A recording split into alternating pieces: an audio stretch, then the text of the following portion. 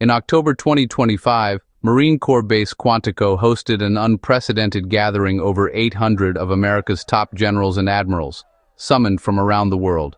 The official reason? To announce a sweeping reset of military culture and priorities, directly from President Trump and War Secretary Pete Hegseth. The event's scale and secrecy signaled a message of historic importance, one that would bypass bureaucracy and reach the military's highest ranks face to face.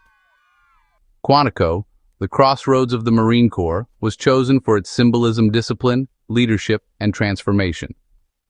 As the auditorium filled, tension was palpable. The administration's intent was clear: reshape the Pentagon, end woke policies, and refocus on warfighting. Hegseth, known for his confrontational style, had already clashed with Pentagon leadership, but his message resonated with some in the ranks. The secrecy and urgency of the summons underscored the sensitivity of what was to come. The stage was set for a moment that could redefine the American military for a generation. President Trump's address was blunt. The greatest threat to America, he declared, was an invasion from within.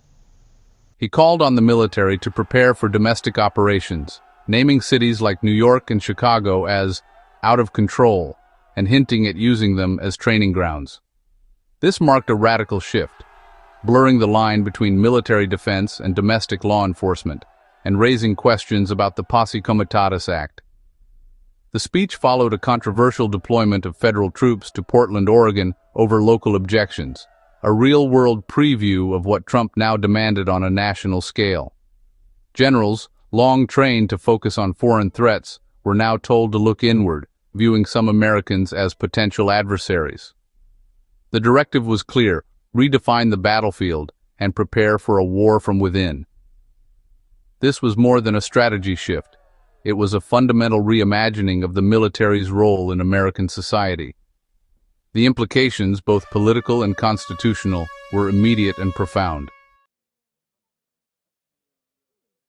War Secretary Hegseth's speech was a direct challenge: get fit, get in line with the president's agenda, or get out.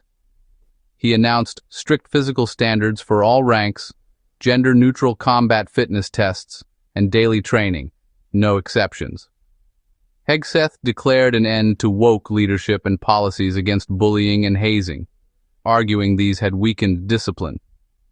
Commanders were now empowered to enforce toughness, even at the cost of previous safeguards. The message, absolute loyalty, was required.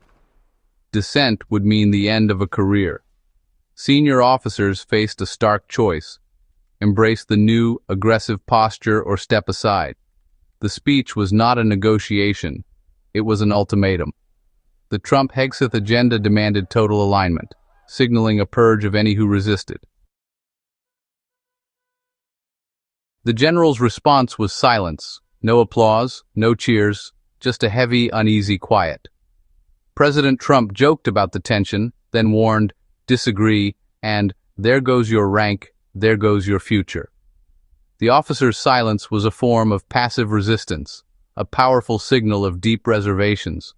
Unlike typical presidential addresses, this one was met with disciplined, pointed quiet, a statement in itself.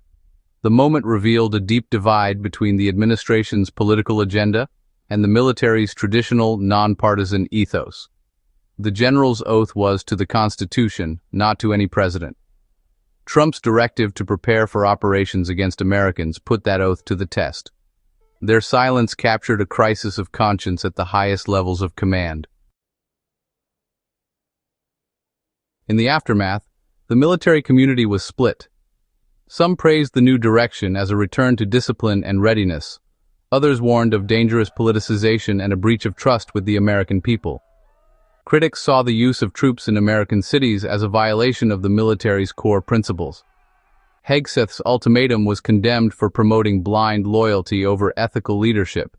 The secrecy and logistics of the Quantico meeting fueled speculation. Was this about classified information or securing buy-in for a radical shift? As of October 5, 2025, the full impact remains unclear. The speeches drew sharp lines within the military and the nation. The silent generals at Quantico may have signaled the start of a profound struggle for the soul of the U.S. military.